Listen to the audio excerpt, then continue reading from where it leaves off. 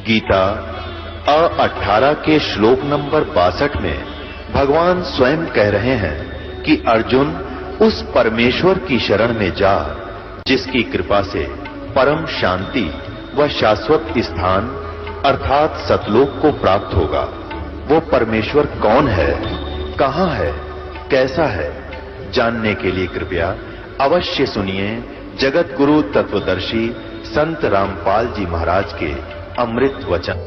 उसके बाद ये सतोगुण प्रधान क्षेत्र में चला जाता है। वहां ये स्वयं तो विष्णु रूप बना लेता है और अपनी पत्नी इस देवी को, दुर्गा को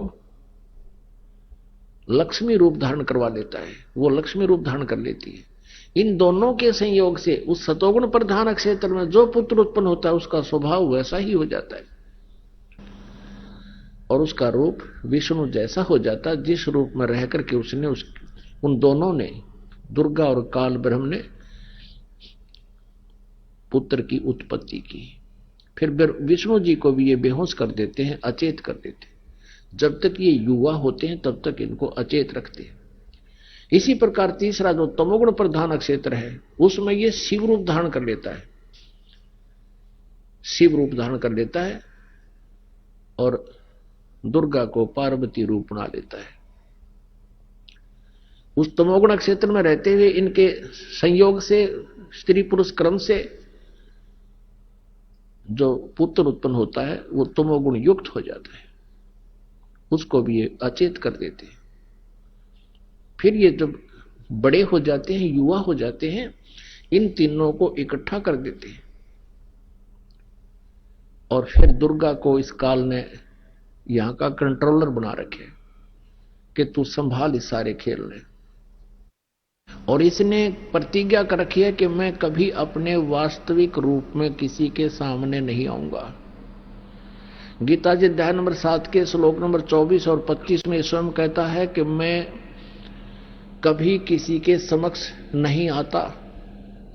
ये मूर्ख जन समुदाय मुझ अव्यक्त को व्यक्तिम आपनम मन्यते, मुझ अव्यक्त को मैं गुप्त रहता हूं और मुझे ये व्यक्ति रूप में मान रहे हैं। मैं कृष्ण नहीं हूं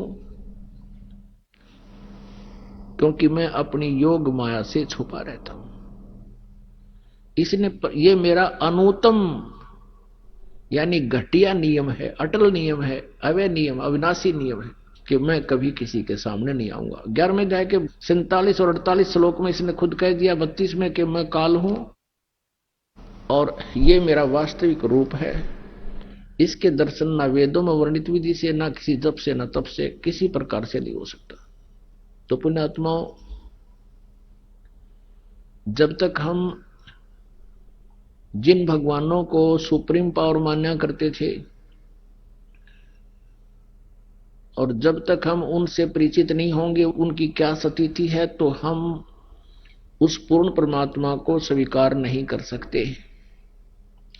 पूर्ण परमात्मा की तरफ रुचि बनाने के लिए, पूर्ण परमात्मा को परमात्मा सिद्ध करने के लिए ये ढेर सारे प्रमाण आपके समक्ष प्रस्तुत किए जा रहे हैं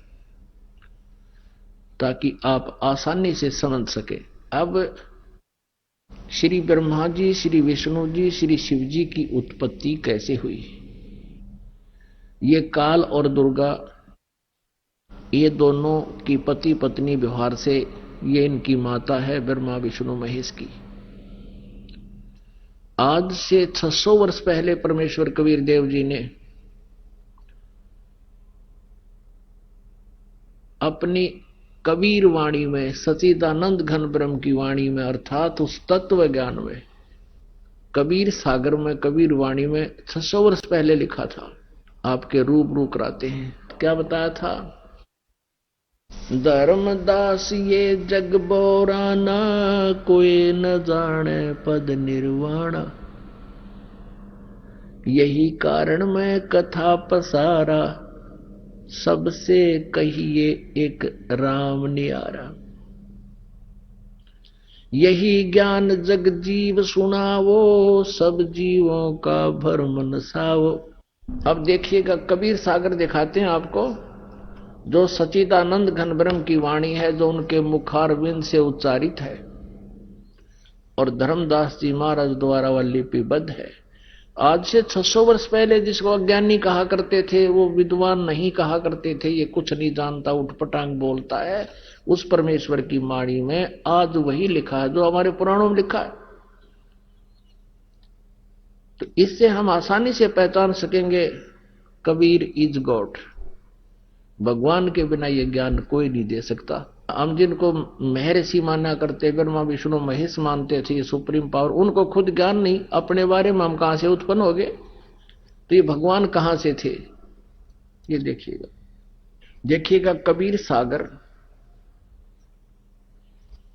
संपूर्ण 11 भाग खेमराज श्री कृष्ण दास प्रकाशन मुंबई से ये छपा है। खेमराज श्री कृष्ण दास प्रकाशन बंबई से, जहां से शिव पुराण छुपा है वहीं से ये छुपा है।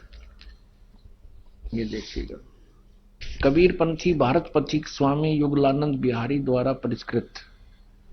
मुद्रक एवं प्रकाशक हैं खेमराज श्री कृष्ण दास, अध्यक्ष श्री वेंकटेश्वर प्रेस, खेमराज श्री कृष्ण दास स्मारक मुंबई से। अब इसके बोध सागर, ये है ज्ञान बोध, बोध सागर 21 पृष्ठ पे, यहां देखिएगा। परमात्मा ने 600 वर्ष पहले कहा था,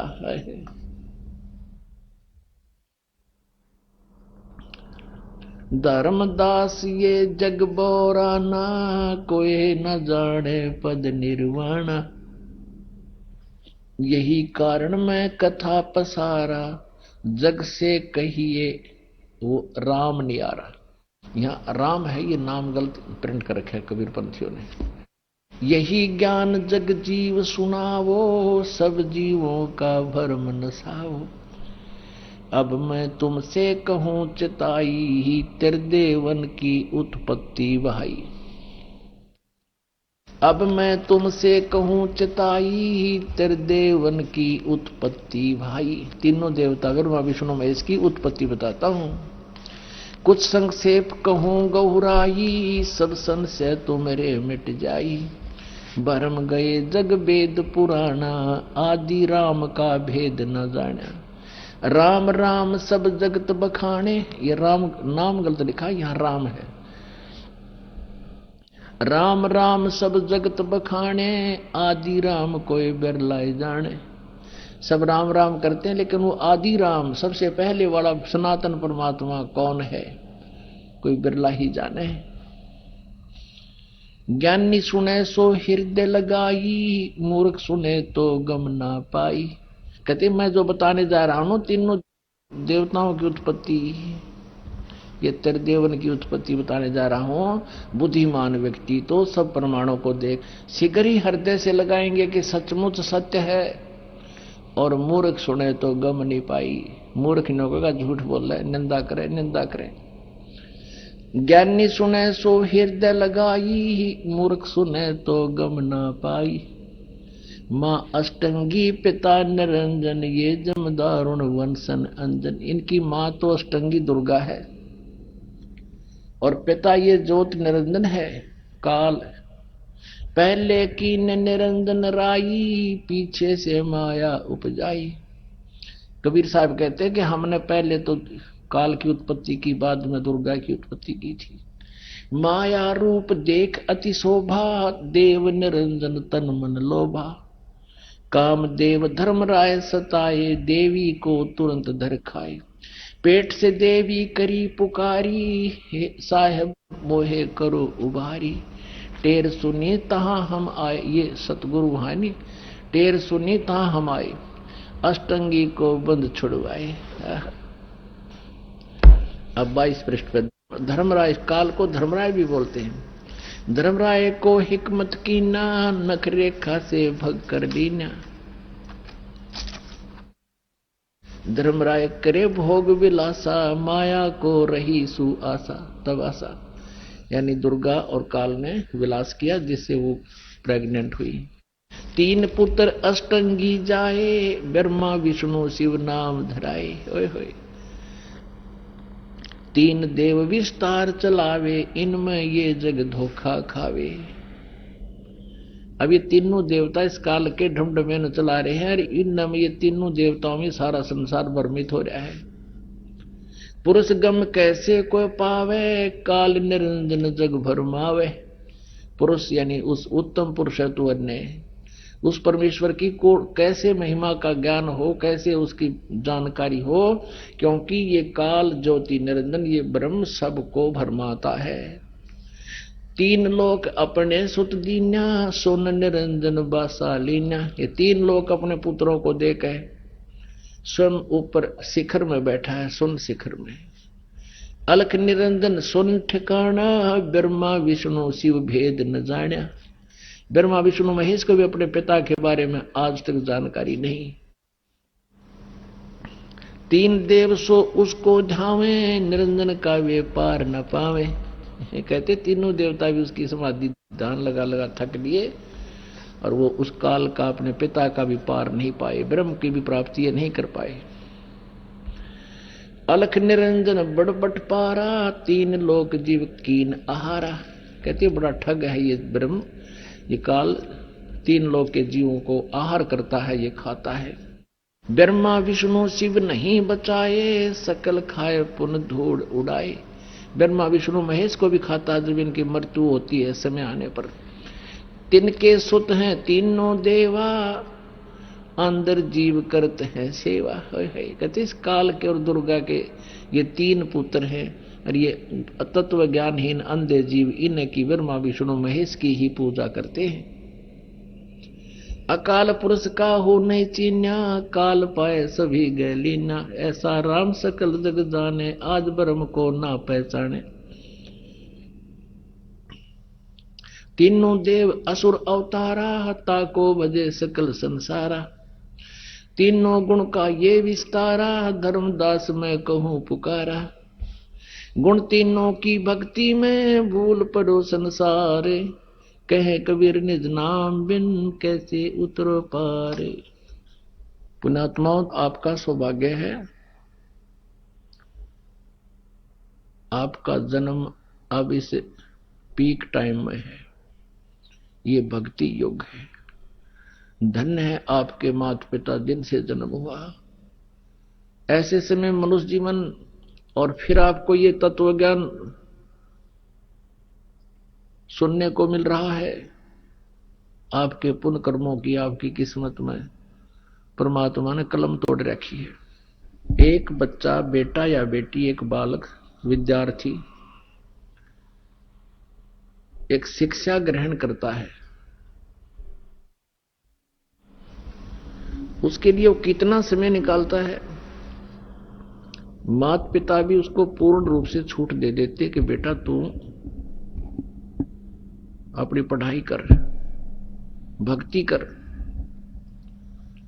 और यदि उसने बीए करनी है तो 14 वर्ष तक उससे कोई काम नहीं लेते, खर्च और करते हैं। और कोई डिग्री वगैरह करनी है 4-5 वर्ष और भी उसको समय देते हैं, तब जाकर के वो बालक कहीं रोजी रोटी के योग्य होता है, 2 पैसे कमाने योग्य, यानी उसको फिर कुछ लाभ प्राप्त होता है। इसी प्रकार हमने परमात्मा पाना है, आत्म कल्याण करवाना है। यदि आप जी भक्ति करना चाहते हैं तो कुछ समय आप जी को अवश्य निकालना पड़ेगा, और उसके लिए अपना वित्त समान सामर्थ्य अनुसार अपना दान पुण्य भी अवश्य करना पड़ेगा। तो उसके लिए आप जी समय निकालिएगा, और इस परमात्मा के सत्संगों को, यानी इस दास के द्वारा महिमा बताई जा रही है, इन लेक्चरों को आप अवश्य सुनिएगा। और सुविधा कर दी परमात्मा ने, ये आजकल ये आपके लिए ये सब खोज करवाई है। ये जैसे सीडी बन गई, डीवीडी बन गई, और भी अच्छी सुविधा परमात्मा ने क्या रजा बख्श दी कि मोबाइल के अंदर आप MP3 भी सुन सकते हो और वीडियो भी देख सकते हो।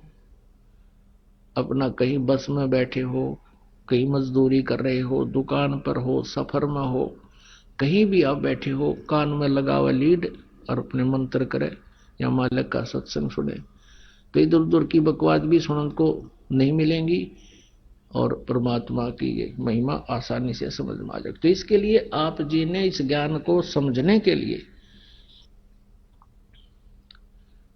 प्रयत्न करना पड़ेगा और इसके लिए आपने समय भी निकालना पड़ेगा। तो अब आप जी को दिखाया परमात्मा ने 600 वर्ष पहले अपनी सच्चिदानंद घन ब्रह्म की वाणी में, यानी उस तत्व ज्ञान में ये सब भेद लिखा हुआ है।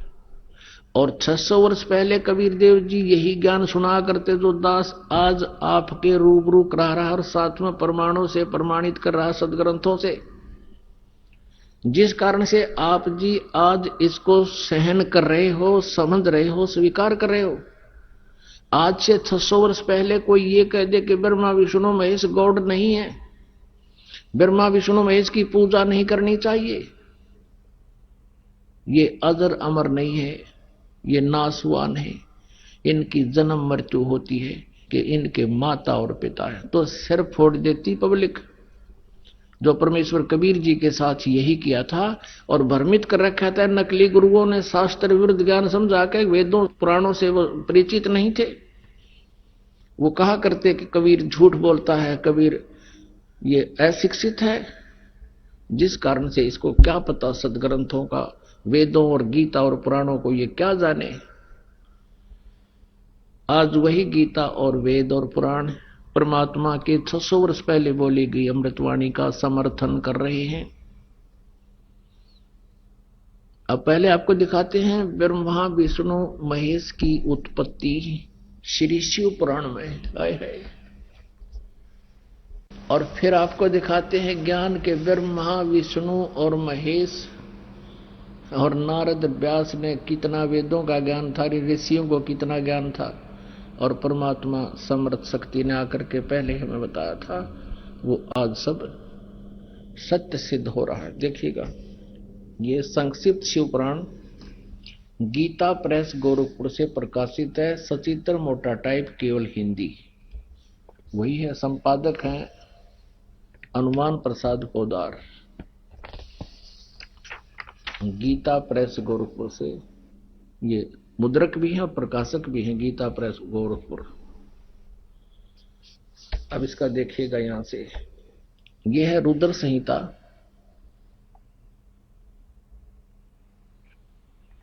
संक्षिप्त शिव पुराण, पृष्ठ 98 और यहां ये 5वां अध्याय समाप्त होता है। इसके लास्ट से हम पढ़ के आगे चलेंगे 6 में। अपने पुत्र नारद की यह बात सुनकर लोक पितामह ब्रह्मा वहां इस प्रकार बोले, यानी नारद जी ने कुछ बात प्रश्न किया था ब्रह्मा जी को। ब्रह्मा ब्रह्म का पुत्र है, ब्रह्म का। अब ये 6वां अध्याय शुरू हो गया रुद्र संहिता का, 99वें पृष्ठ पे। ब्रह्मा जी ने कहा, ब्रह्मन देव शिरोमणे, तुम सदा समस्त जगत के उपकार में ही लगे रहते हो, तुमने लोगों के हित की कामना से ये बहुत उत्तम बात पूछी है, जिसमें समस्त चराचर जगत नष्ट हो गया था, सर्वत्र केवल अंधकार ही अंधकार था, न सूर्य दिखाई देते थे न चंद्रमा, अन्य ग्रहों और नक्षत्रों का भी पता नहीं था। आगे देखो, उस समय तत्सद ब्रह्म, इस श्रुति में जो सत्य सुना जाता है एकमात्र वही शेष था। अब 100 पृष्ठ पाते हैं।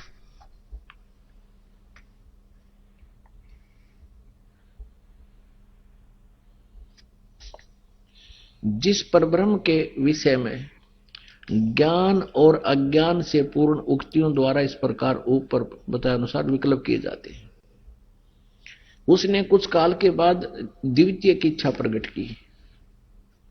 उसके भीतर एक से अनेक होने के संकल्प उदित हुआ। तब उस निराकार परमात्मा ने अपनी लीला शक्ति से अपने लिए एक मूर्ति की कल्पना की। इसने निराकार कहे हैं, ये छुपा रहता, सबके सामने नहीं आता, तो इसने शिव रूप धारण कर लिया। जो मूर्ति रहित परम ब्रह्म है उसकी मूर्ति भगवान सदाशिव है, ये काल है सदाशिव। अर्वाचीन और प्राचीन विद्वान उन्हीं को ईश्वर कहते हैं। उस समय एकाकी रहकर सब इच्छानुसार विहार करने वाले उन सदाशिव ने अपने विग्रह से स्वयं ही एक स्वरूप भूता शक्ति की सृष्टि की, जो उनके अपने श्री अंग से कभी अलग होने वाली नहीं थी। उस पराशक्ति को प्रधान, प्रकृति, गुणवती माया, बुद्धि तत्व की जननी तथा विकार रहित बताया गया है। वह शक्ति अंबिका कही गई है।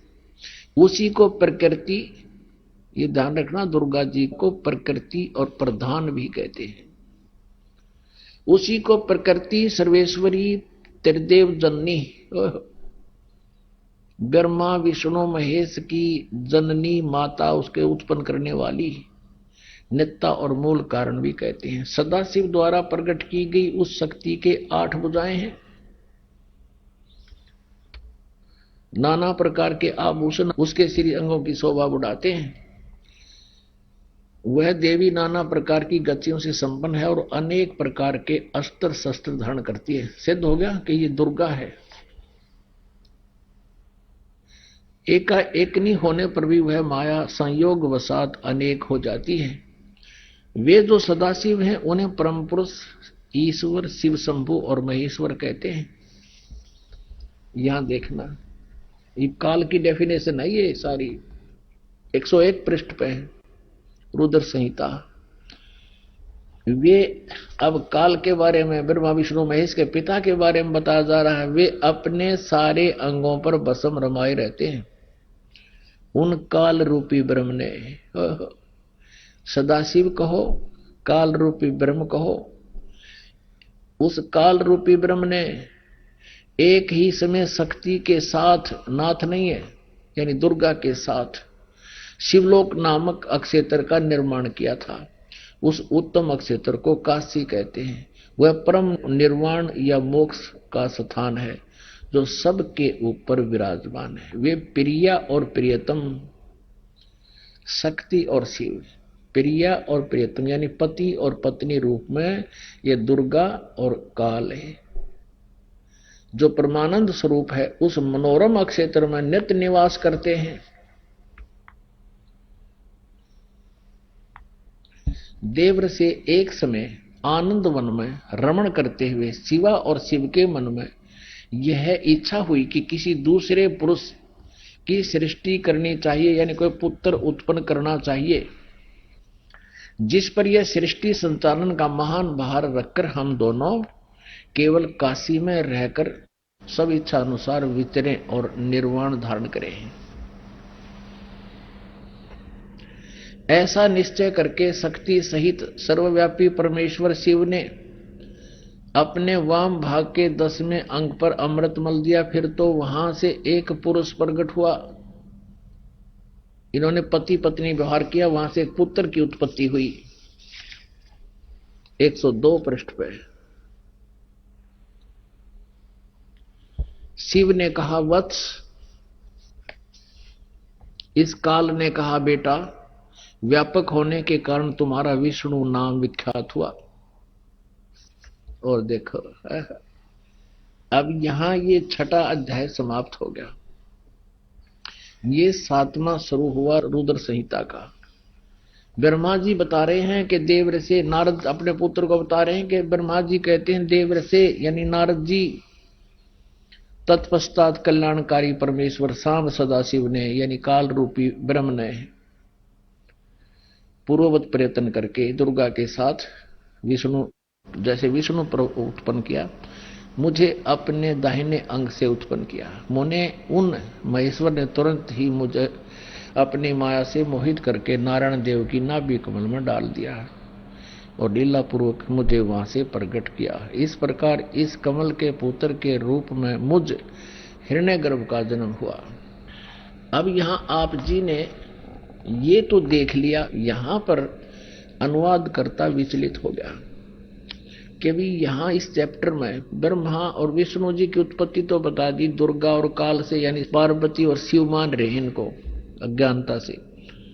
अब शिव की उत्पत्ति कैसे बताऊं शिव से, यहां गोल मोल कर गया। अब ये सच्चाई छुप नहीं सकती, जैसे अभी आपको दिखाया था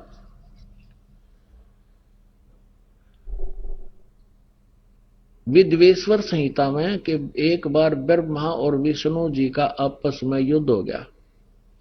किस बात पर? वो ब्रह्मा जी कहते मैं तेरा बाप, विष्णु जी कहते मैं तेरा बाप। तो ये सदाशिव काल रूपी ब्रह्म ने उनके बीच में एक पिलर खड़ा कर दिया, लिंग यानी सफेद बहुत तेजों में, और फिर स्वयं प्रकट हो गए विष्णु सदाशिव रूप में। विष्णु और ब्रह्मा को दर्शन दिए शिव रूप में, जैसे आपने देखा होगा, जैसे ये रूप है शिव जी का इस रूप में। और वहां उनसे कहा कि तुम दोनों को मैंने, पुत्रों तुम दोनों को सचीची और उत्पत्ति जो कृत दिए हैं, जॉब दी है, ये जो विभाग दिए हैं, ये तुमने तपस्या करके मुझसे प्राप्त किए। एक बार फिर दिखाते हैं क्योंकि ये प्रसंग ऐसा चल पड़ा। वही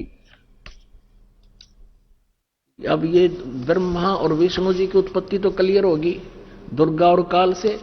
अब रहेगी शिव जी की, ये देखो 24 पृष्ठ पे विद्वेश्वर संहिता है या, और ये 24 पृष्ठ पे इन दोनों के बीच में स्तंभ खड़ा कर दिया। फिर ये काल आ गया शिव रूप धारण करके। ब्रह्मा और विष्णु ने पूछा प्रभु सृष्टि आदि 5 कृत्यों के लक्षण क्या है, ये हम दोनों को बताइए। भगवान शिव बोले, ये काल बोला, फिर काल, ये काल रूपी ब्रह्म, मेरे कृत्यों को समझना अत्यंत गहन है, तथापि मैं कृपा पूर्वक तुम्हें अब उनके विषय में बता रहा हूं। ये सृष्टि पालन संहार तिरोभाव और अनुग्रह, ये 5 ही मेरे जगत संबंधी कार्य है। 26 पृष्ठ पे श्री शिव पुराण में, पुत्रों, ये काल कहता पुत्रों तुम दोनों ने तपस्या करके प्रसन्न हुए मुझ परमेश्वर से सृष्टि और सतीथि नामक 2 कृत प्राप्त किए। ये ब्रह्मा और विष्णु को तो यह बता दिया। इसी प्रकार मेरी विभूति स्वरूप यानी मेरे स्वरूप में है जो रुद्र और महेश्वर, ने, ये मैं नहीं है, ने 2 अन्य उत्तम कृत संहार और तिरोभाव मुझसे प्राप्त किए हैं। अब पुण्यात्माओं, आज तक हम जो भी ज्ञान ग्रहण किए हुए थे वो बिल्कुल अज्ञान था, लोक वेदता, दंत कथा थी, शास्त्र विरुद्ध था कि ब्रह्मा विष्णु महेश सर्वेश्वर हैं, महेश्वर हैं और इनके कोई माता पिता नहीं है। ये स्पष्ट हो गया। और श्री दुर्गा पुराण में भी इसी प्रकार का प्रमाण है 3 स्कंद में। अब आप जी को ये बताते हैं, परमेश्वर ने अपनी अमृतवाणी में कहा है कि 3 लोक और भवन 14 कोई नहीं सत्संगी। 3 लोक यानी एक ब्रह्मांड में, इन सभी 14 भवनों में, लोकों में, एक ब्रह्मांड के अंदर 14 लोक हैं कुल मिलाकर। इनमें कहते कोई भी सत्संगी नहीं है। सत्संगी का अर्थ है जो यथार्थ ज्ञान से परिचित हो, यानी वेदों से भी जो परिचित हो। पुण्यात्मा, ब्रह्मा जी, विष्णु जी, शिव जी की हम पूजा किया करते थे, उनको कह का भी ज्ञान नहीं था, अध्यात्म ज्ञान। और जो इनकी पूजा के लिए हमें प्रेरित करते थे वो महाज्ञानी। देवी पुराण के अंदर थोड़े से प्रकरण में बहुत सा कंसेप्ट क्लियर हो जाएगा। पुण्यात्माओं, इन सदग्रंथों को आपने कंठस्थ करना पड़ेगा जो ज्ञान दास बता रहा है, और उसके साथ साथ फिर अपना जो मंत्र सिद्ध साधना दी जाती है वो आप करते रहिए। जिससे क्या होगा कि आप किसी से भ्रमित नहीं हो सकते, क्योंकि हम जा रहे हैं अपने सही रास्ते से और सही दिशा में। आगे कोई हमें भ्रमित कर देता है कि तुम गलत जा रहे हो, तो हम असमंजस में पड़ जाते हैं और हम फिर दिशा बदल जाते हैं। दिशा बदलने से हम कुमार्ग पर चल जाते हैं और अपने निज स्थान पर ना जाकर हम इस संसार रूपी वन में भटकते रहते हैं। तो सबसे पहला दास का उद्देश्य है कि आप जी को इतना ट्रेंड कर दूं कि ब्रह्मा विष्णु शिव जी भी आ जाएं आपके सामने, आप उनसे भी भ्रमित ना हो सकते। तभी आप अपने लोक, अपने स्थान, अपने घर को जा सकोगे। नहीं तो असंग जन्म हो गए हमने, यहां भटकता न और परमात्मा प्राप्ति नहीं हुई। तो अब थोड़ा सा आपको दुर्गा पुराण में दिखाते हैं कि ब्रह्मा जी विष्णु जी को कितना ज्ञान था, ऋषि महर्षियों को कितना ज्ञान था, सतयुग के ब्राह्मणों को कितना ज्ञान था। ये देखिएगा श्रीमद् देवी भागवत, गीता प्रेस गोरखपुर से प्रकाशित है। हनुमान प्रसाद पोदार चिमन लाल गोस्वामी इसके संपादक है। इसके प्रकाशक एवं मुद्रक हैं गीता प्रेस गोरखपुर, गोविंद वन कार्यालय कोलकाता का संस्थान। यह है संक्षिप्त देवी भागवत यानी दुर्गा पुराण, देवी पुराण, और ये 28 पृष्ठ पे नीचे देखिएगा। नारद जी ने कहा, महाभाग व्यास जी, तुम इस विषय में जो पूछ रहे हो ठीक यही प्रश्न मेरे पिताजी ने भगवान श्री हरि विष्णु से किया था। देवादिदेव भगवान जगत के स्वामी हैं, लक्ष्मी जी उनकी सेवा में उपस्थित रहती हैं, दिव्य कौस्तमणि उनकी शोभा बढ़ाती है, वे शंख चक्र गदा लिए रहते हैं, पीतम 4 भुजाएं हैं। ये क्लियर हो गया कि विष्णु जी के बारे में ब्रह्मा जी बता रहे हैं, ब्रह्मा जी बताएंगे।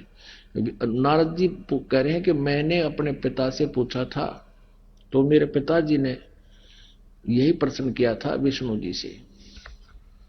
वे चराचर जगत के आश्रयदाता हैं, जगत गुरु हैं। विष्णु जी को इस सारी सृष्टि को ज्ञान देने वाला बता रहे हैं।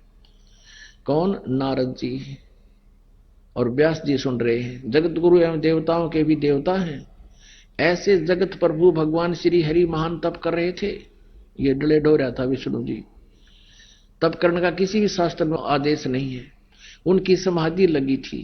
यह देखकर मेरे पिता ब्रह्मा जी को बड़ा आश्चर्य हुआ। यह प्रथम स्कंद है देवी भागवत का, पहला स्कंद, और 28 पृष्ठ पर हम पढ़ रहे हैं। अतः उन्होंने उनसे जानने की इच्छा प्रकट की। ब्रह्मा जी ने विष्णु जी से यह जानने की इच्छा प्रकट की कि आप क्यों तपस्या कर रहे हो, अब तो पूर्ण परमात्मा हो। ब्रह्मा जी कहते हैं। ब्रह्मा जी ने पूछा, प्रभु आप देवताओं के अध्यक्ष, जगत के स्वामी और भूत भविष्य एवं वर्तमान सभी जीवों के एकमात्र शासक हैं। भगवान फिर आप क्यों तप कर रहे हैं और किस देवता की आराधना में ध्यान मगन है? मुझे असीम आश्चर्य तो यह हो रहा है कि आप देवेश्वर एवं सारे संसार के शासक होते हुए भी समाधि लगाए बैठे। अब ब्रह्मा जी के विनीत वचन सुनकर भगवान श्री हरि विष्णु जी ने ये वचन बोले। उनसे कहने लगे, ब्रह्मन सावधान होकर सुनो, मैं अपने मन का विचार व्यक्त करता हूं। देवता, दानव, मानव सब यही जानते हैं कि तुम सृष्टि करते हो, मैं पालन करता हूं और संकर संहार किया करते हैं। किंतु फिर भी वेद के पारगामी पुरुष अपनी युक्ति से यह सिद्ध करते हैं कि रचने, पालने और संहार करने की यह योग्यता जो हमें मिली है उसकी अधिष्ठात्री शक्ति देवी है। वे कहते हैं कि संसार की सृष्टि करने के लिए तुम्हें राजसी शक्ति का संचार हुआ है और मुझे सात्विक शक्ति मिली है और रुद्र में तामसी शक्ति का आविर्भाव हुआ है। यानी रजगुण ब्रह्मा, सतगुण विष्णु, तमगुण शिव जी हैं।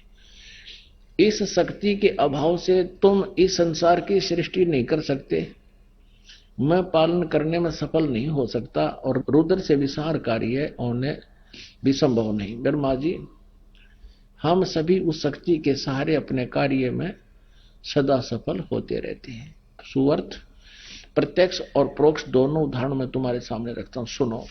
यह निश्चित बात है कि उस शक्ति के अधीन होकर ही, यानी दुर्गा के, मैं इस शेष नाग की सैया पर सोता और सृष्टि करने का अवसर आते ही जाग जाता हूं। मैं सदा तप करने में लगा रहता हूं। उस शक्ति के शासन से कभी मुक्त नहीं रह सकता। कभी अवसर मिला तो लक्ष्मी के साथ सुखपूर्वक समय बिताने का सौभाग्य प्राप्त होता है। मैं कभी तो दानों के साथ युद्ध करता हूं, अखिल जगत को भय पहुंचाने वाले दैत्यों के विकराल शरीरों को शांत करना मेरा परम कर्तव्य हो जाता है। और देखो कमाल तो यहां कर दिया विष्णु जी ने।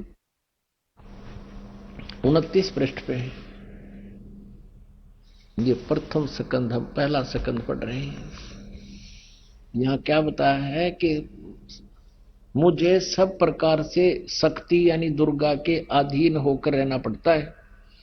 उन्हीं भगवती शक्ति का मैं निरंतर ध्यान किया करता हूं, क्योंकि दुर्गा की पूजा करता हूं मैं, और ब्रह्मा जी मेरी जानकारी में है।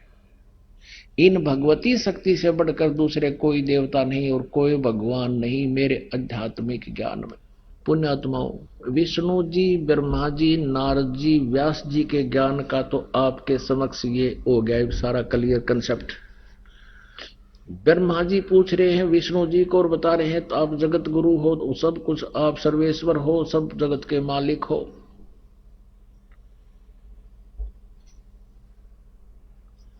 और विष्णु जी क्या बता रहा है कि मैं दुर्गा की पूजा करता हूं और मेरी जानकारी में दुर्गा से ऊपर कोई परमात्मा नहीं। तो इससे सिद्ध है कि विष्णु जी को अध्यात्म ज्ञान और वेदों का कैख भी पता नहीं। अब दुर्गा क्या बताती है? हिमालय राजा को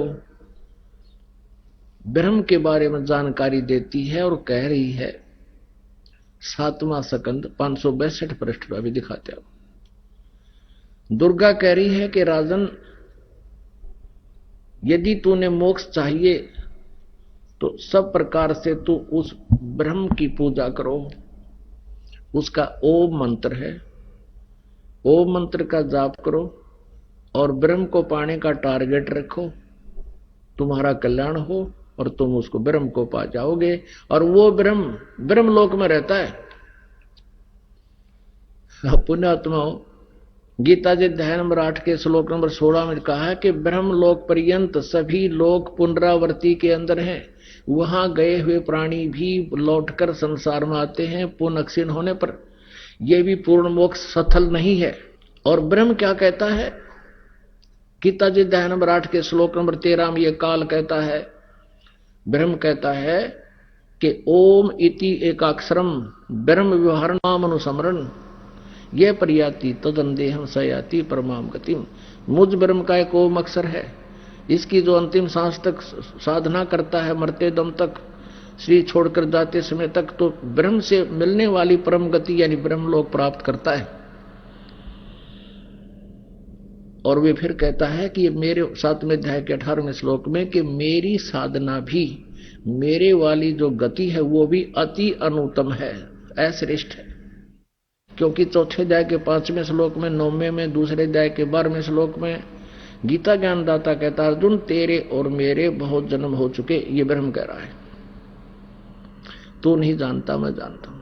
इसलिए गीता ज्ञानदाता 18वें अध्याय के 62वें श्लोक में कहता है कि तू सर्वभाव से उस परमेश्वर की शरण में जा जिसकी कृपा से तू परम शांति को और सनातन परम धाम को प्राप्त होगा। अब उस परमेश्वर के बारे में स्वयं अपरिचित कहता है कि मैं नहीं जानता उस परमात्मा के तत्व ज्ञान को। 4थे अध्याय के 34वें श्लोक में कहा कि तू उस तत्व ज्ञान को जिसमें सब संपूर्ण अध्यात्म ज्ञान है, और वो तत्व ज्ञान परमेश्वर द्वारा ही अपने मुखारविंद से उच्चारित किया जाता है, उसके मुख से उतरित वाणी में ही विद्यमान है, उसको तत्वदर्शी संतों के पास जाकर समझ। 4थे अध्याय के 32 और 34वें श्लोक में ये कंसेप्ट क्लियर होता है। और वो फिर तुझे बताओगे, उस परमात्म तत्व की जानकारी देंगे, फिर वो जैसे बतावे तू वैसे ही करना।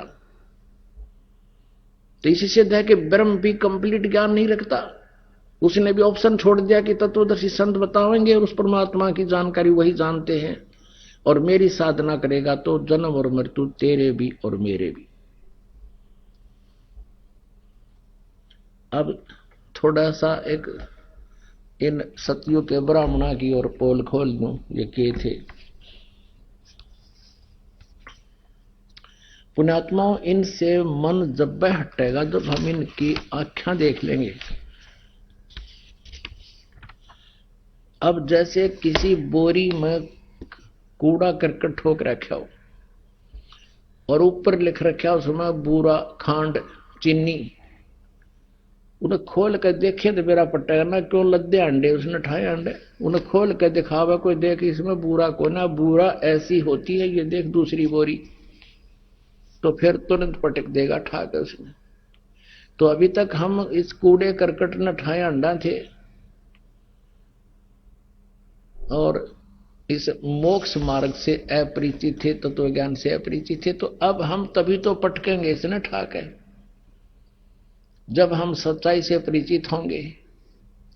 इनको ऋषि महर्षि कहा करते हैं, ब्रह्मा विष्णु महेश को सुप्रीम पावर बताया करते, लेकिन इनकी जो स्थिति है उतनी ही है। ये एक ब्रह्मांड में एक विभागीय मंत्री हैं, राम है, साब को विनो देव को, और ऐसे ऐसे असंख्य ब्रह्मांड है जिनका कुल मालिक कबीर देव है, कबीर प्रभु है। अब देखिएगा, ये वही देवी भागवत गीता प्रेस गुरुपुर से प्रकाशित, इसके 6ठे स्कंद में यहां देखिएगा 414 पृष्ठ पे, जन्मेजय ने पूछा, महाभाग किस युग में कैसा धर्म का स्वरूप है, इस संपूर्ण विषय को विशेष रूप से बताने की कृपा कीजिए। व्यास जी बोले, राजन, यह निश्चय है कि सतयुग में ब्राह्मण वेद के पूर्ण विद्वान थे। देखिए, सतयुग में ब्राह्मण कहो, ऋषि कहो, वेद के पूर्ण विद्वान थे। उनके द्वारा निरंतर भगवती जगदम्बा की आराधना होती थी। भगवती का दर्शन करने के लिए उनका मन सदा ललायित रहता था। प्रत्येक गांव में शक्ति मंदिर का उद्घाटन हो, इस विषय की उनके मन में बड़ी उत्सुकता होती थी। हम बताओ, एक और सुना दो थोड़ा, देख साथ में एक और कमाल की बात लिख रखी है। धर्म की यही स्थिति त्रेता में भी रही, परंतु कुछ ह्रास हो गया था। सतयुग की जो स्थिति थी वह द्वापर में विशेष रूप से कम हो गई। राजन, उन प्राचीन युगों में जो राक्षस समझे जाते थे वे कलयुग में ब्राह्मण माने जाते हैं, क्योंकि अब के ब्राह्मण प्राय पाखंड करने में तत्पर रहते हैं, दूसरों को ठगना, झूठ बोलना और वैदिक धर्म कर्म से अलग रहना कलयुगी ब्राह्मणों का स्वाभाविक गुण बन गया है। अपने आत्माओं, आपके समक्ष ये सारा जाड़ा हो गया, सारी तलाशी होगी इनकी। अब ये क्या कहते हैं, व्यास जी कह रहे हैं, writer of the Purana, writer of Veda, writer of Gita, ये लेखक था, लेकिन इसके अंदर जो एक दिव्य दृष्टि दे दी थी काल भगवान ने, ये पहले से सुनियोजित होते हैं ये राइटर काल के, तो उसने इसमें जैसा भी जिसकी वार्ता थी, जिसने जो कुछ बोला, इसने एज इट इज लिख दिया, इसका अपना इसमें कोई योगदान नहीं। तो खुद पूछ जबर मात नारद ने, ये नारद से कुछ पूछ रहा था कि फिर उसने बताया कि मेरे पिताजी ने विष्णु जी से पूछा कौन देवता कौन भगवान पूजा की योग है, विष्णु जी ने बता दिया देवी सब तो सुप्रीम पावर है, इससे ऊपर कोई भगवान नहीं। अब यहां स्पष्ट हो गया कि सतयुग के ब्राह्मण हरिणों का है व्यास जी के वेद के पूर्ण विद्वान थे, जैसा व्यास जी था ऐसे ये थे, और वो दुर्गा की पूजा करते थे। अरे वेदों में कितने दुर्गा की पूजा का नाम निशान भी कोई ना, केवल एक ओम अक्षर है, ब्रह्म की उपासना की साधना उसमें विशेष तर कही गई है, लेकिन विशेष महिमा पूर्ण परमात्मा की बताई है, और उसके लिए तत्वदर्शी संत की तरफ संकेत किया है कि यदि पूर्ण मोक्ष चाहिए और उस परमात्मा की भक्ति करनी है जिससे पूर्ण मोक्ष होगा, सारे दुख दूर हो जाएंगे, उसके लिए तत्वदर्शी संत की खोज करो। अपने आत्माओं,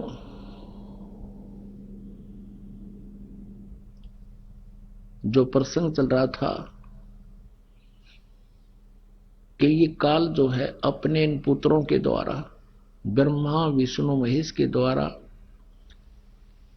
अपने इस 21 ब्रह्मांड को, यानी प्रत्येक ब्रह्मांड में अलग अलग ब्रह्मा विष्णु महेश हैं, ये जब इनकी जीवन पूरा हो जाएगा, समय पूरा हो जाएगा, इनकी मृत्यु हो जाएगी, नए ब्रह्मा विष्णु महेश ये उत्पन्न करके पहले से ही कोमा में रखता है, इनकी मृत्यु होती जाती है, दूसरे को वह ला करके सचेत करके बैठा देता गद्दी पर।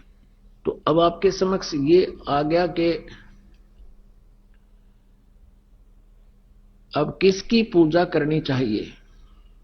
और ब्रह्मा विष्णु महेश और व्यास और ऋषि महर्षि सतयुग से लेकर आज तक आज के ब्राह्मण यानी गुरुओं के बारे में तो स्पष्ट कर दिया देवी पुराण ने।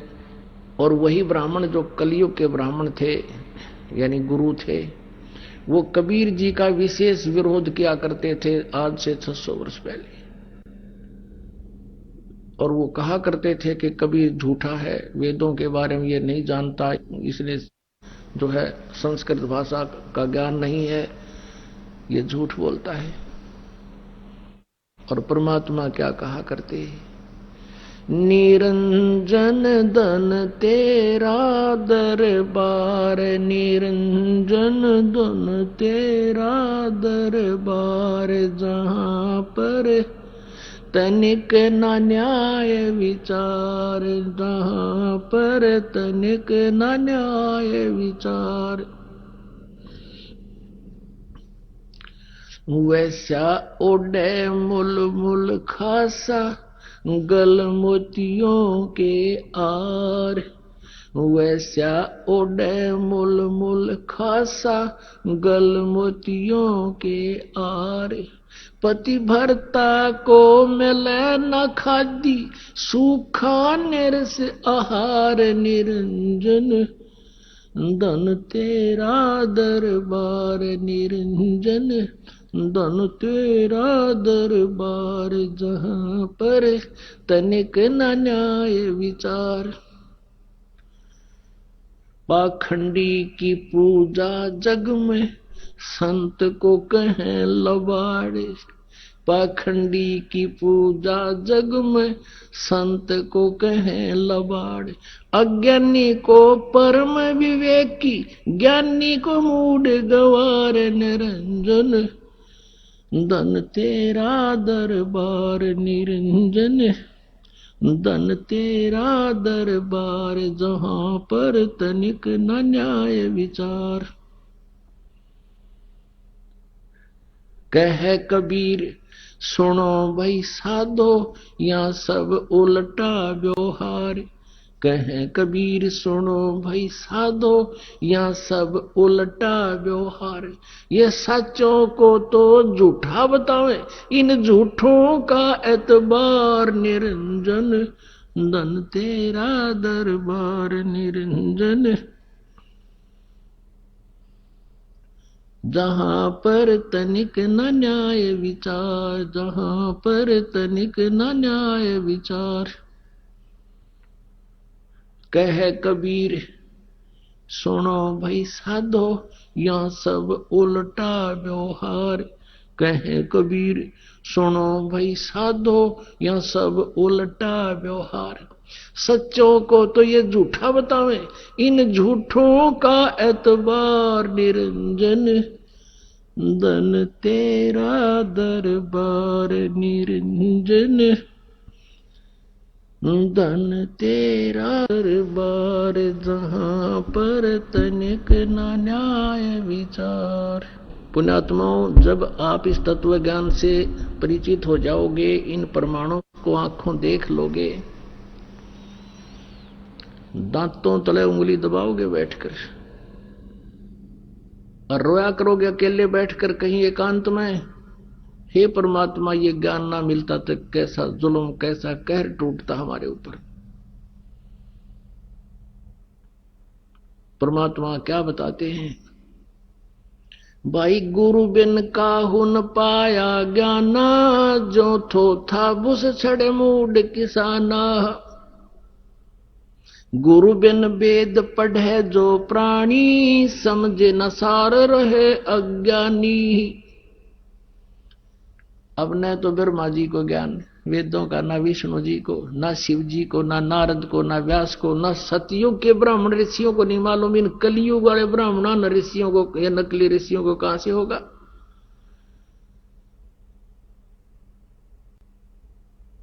अब क्या बताते थे,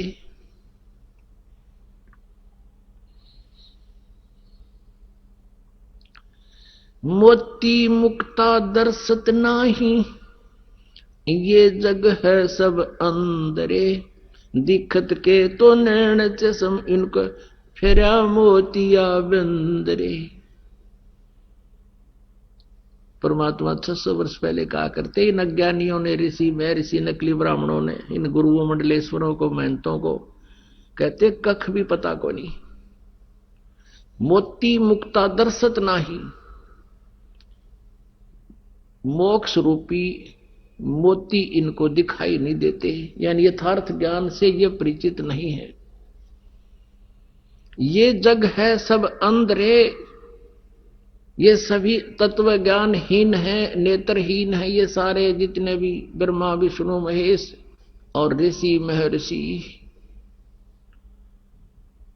दिखत के तो नैन चसम, इनका फेरा मोतिया बंदरे, इनका आंख तो दिखे जैसे किसी का मोतिया बंद हो सफेद, उसकी आंख ऐसी स्वस्थ दिखाई देती है, कति स्वस्थ, कि जैसे इसने बहुत घना दिखता होगा, वो कति नपट अंधा होता है।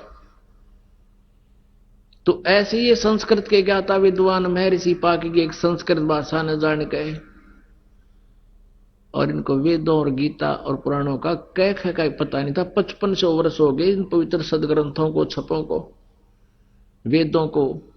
हर वेदों का राइटर है व्यास जी, गीता जी का राइटर व्यास जी, और 18 पुराणों का राइटर व्यास जी। ये राइटर है, लेकिन इसको अनुभव कुछ नहीं इसके बारे में। जैसा भी काल ने प्रेरणा की और उसने पहले से ये सुनियोजित होता है व्यास एक प्रत्येक द्वापर युग में, वही व्यक्ति फिर यही काम कर जाता, काल करवा देता, और परमात्मा के डर से करवाता। मालिक ने लिखवाने थे ये सारे, और आज ये वेद ना होते, गीता ना होती, पुराण ना होते, तो हम कैसे समझते भगवान को। तो क्या बताते हैं कि दिक्कत के तो नैन चसम, अब जिसका मोतिया बंद हो उसकी आंखें ऐसी दिखे जैसे तो बहुत अच्छी तरह देख लेता होगा, पर उसने देखता कुछ को नहीं। ऐसे ही विद्वान को हम थे, मैं ऋषि पाक रहे थे, ये तत्व ज्ञान नेत्रहीन थे, कति अंधे थे। तो परमात्मा फिर हमें क्या बताते हैं कि जब तुम इस ज्ञान से परिचित हो जाओगे, तत्वदर्शी संत यानी सतगुरु की महिमा से परिचित होगे, फिर कैसे क्या करोगे। सतगुरु के उपदेश का लाया एक विचार, जय सतगुरु मिलते नहीं जाते नरक द्वार। नरक द्वार में दूत सब करते खेचा ताने, उनसे कभू ना छूटते फिर फिरते चारों खाने। चार खानी में भरमते कभू न लगते पार, सो फेरा सब मिट गया सतगुरु के उपकार। पुणात्माओं, आपका सौभाग्य है, दास बार बार कह रहा है, क्योंकि आप तो बच्चे हो, लाल को अपनी कीमत का पता नहीं होता, जोरी बताया करें। आइए अब हम उन श्रद्धालुओं के अनुभव जानते हैं जो जगत गुरु तत्वदर्शी संत रामपाल जी महाराज जी से दीक्षा प्राप्त कर चुके हैं तथा उनके द्वारा बताए गए भक्ति मार्ग पर चल रहे हैं। नमस्कार सर। नमस्ते सर। क्या नाम है सर आपका? सर मेरा नाम विकास देसवाल है, गांव बदेव, जिला शामली, उत्तर प्रदेश का निवासी हूँ। क्या काम करते हैं सर आप? सर ठेकेदारी का काम करते हैं हम, पेड़ वेड़ का, ये लेना और बेचना, मतलब शामली शहर में अपने यहाँ पर बेचते हैं, ये काम है सर हमारा। सर संत रामपाल जी महाराज से नाम दीक्षा आपने कब ली? संत रामपाल जी महाराज जी से नाम दीक्षा मैंने 2013 2 फरवरी को ली। संत रामपाल जी महाराज की शरण में आने का आपका क्या कारण बना?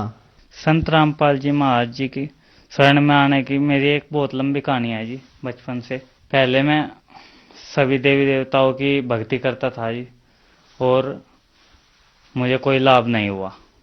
ब्रह्मा विष्णु महेश की, दुर्गा जी की, हनुमान जी की, सबकी भक्ति करता था। और उसके भक्ति करते करते मुझको एक ऐसी बीमारी लग गई, एक बुखार के कारण, कि सभी डॉक्टरों को दिखाया मैंने, कोई फायदा नहीं हुआ मुझको। टेस्ट हुए मेरे बहुत ज़्यादा, और जी दूर दूर तक दिखा, मुल्लाओं के पास गया मैं, काजियों के पास गया इनके, और ब्राह्मणों के पास, जिसने जो बताया, साने सप्तों के पास, सबके पास गया, जिसने जो बताया वही किया मैंने, पर कोई लाभ नहीं हुआ। उल्टा मुझसे बहुत पैसों का नुकसान हो गया। किसी ने 2000 रुपये लिए, किसी ने 1000 रुपये लिए, किसी ने 3000 रुपये मांगे। जो भी बताया जिसने वही किया मैंने, पर कोई इलाज नहीं हुआ। मेरी बीमारी में कम से कम 2 लाख रुपए का खर्चा ऐसे ही आ गया। घर वाले भी परेशान हो गए कि इसकी बीमारी का इलाज नहीं मिल रहा है। मेरे पिताजी संत रामपाल जी महाराज का सत्संग देख रहे थे, तो उसमें कुछ भक्तों के अनुभव आ रहे थे। कैंसर जैसी बीमारी भी संत रामपाल जी महाराज की शरण में जाने से ठीक हो जाती है। तो मेरे पिताजी ने सोचा कि मेरा बच्चा यहाँ से शायद ठीक हो जाए, तो उन्होंने बताया मुझे कि आप संत रामपाल जी महाराज का सत्संग सुनो और उनके आश्रम में जाओ, नाम दीक्षा लो, और शायद आप वहाँ से ठीक हो सकते हो। तो मैंने कम से कम, मुझे 2 महीने लगे वहाँ पर जाने में। कभी मन में विश्वास होता था, कभी नहीं होता था। तो मैं एक दिन अपना इस विश्वास बढ़ाकर, आत्मविश्वास बढ़ाकर चला गया वहाँ पर आश्रम में। तो मैंने नाम दीक्षा ली, संत रामपाल जी महाराज जी से आशीर्वाद लिया, और सचमुच आप लोगों को यकीन नहीं आएगा, मेरी बीमारी ऐसे पहले दिन से ही ऐसी छूमंतर हो गई जैसे मुझे कोई बीमारी नहीं थी। मतलब मेरी जिंदगी में ऐसी रोशनी से हो गई, जीने की एक इच्छा ऐसी हो गई कि जो भी मुझे टेंशन, डिप्रेशन, जो भी रोग थे, सब गायब हो गए। फिर बाद में मैंने रिपोर्ट करवाई तो कोई भी, मतलब रिपोर्ट में कोई बीमारी नहीं आई। पहले इन्फेक्शन आता था, बुखार आता था, 2-3 साल तक मुझे बुखार रहा। तो बाद में मुझे वो बीमारी सब एकदम ठीक हो गई। मुझे भी विश्वास नहीं हो रहा था कि ऐसा सचमुच हो सकता है, पर संत रामपाल जी महाराज जी में पूर्ण संत है, मैं वहां जाने से कुछ भी हो सकता है। जैसा कि आपने बताया, संत रामपाल जी महाराज की शरण में आते ही आपके पहले दिन से ही बीमारी ठीक हो गई। तो संसार में बहुत से ऐसे लोग हैं जो रोजाना अलग अलग नई नई तरीकों की बीमारियों से जूझते हैं। तो आपको क्या लगता है कि संत रामपाल जी महाराज की शरण में आने से उन लोगों की बीमारियां भी ठीक हो सकती हैं? तो वो कैसे ठीक हो सकती हैं, और वो संत रामपाल जी महाराज की शरण में कैसे आ सकते हैं? देखो जी, जैसे हमारी बीमारी ठीक हो गई, मुझे तो पूरा विश्वास है कि मुझे तो बहुत ज्यादा बीमारी थी। मैं तो मतलब चारपाई पे लेटा रहता था, बहुत ज्यादा कष्ट होता था। तो मुझे तो पक्का विश्वास है कि यहाँ पर आने से भयंकर बीमारी भी ठीक हो सकती है, और कुछ भी नहीं लगता। सिर्फ नाम दीक्षा लेनी है, वो भी निःशुल्क, बिल्कुल कोई खर्चा नहीं। बाकी भंडारा भी सब फ्री मिलता है, सारी सुविधा मिलती है, कुछ पैसा नहीं लिया जाता, कोई शुल्क नहीं लिया जाता।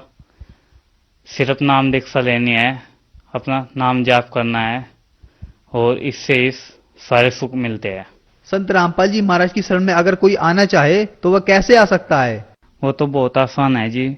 जैसे टीवी स्क्रीन पर नीचे नंबर आते हैं पट्टी पर, 5-6 चैनल चले हुए हैं जी, और इन पे से जो नंबर आते हैं नीचे, उनसे नंबर लेकर संपर्क करके आप जहाँ भी आपका जिला पड़ता है नजदीक, वहीं से आप अपने नाम दीक्षा ले सकते हो। धन्यवाद जी। सत साहिब।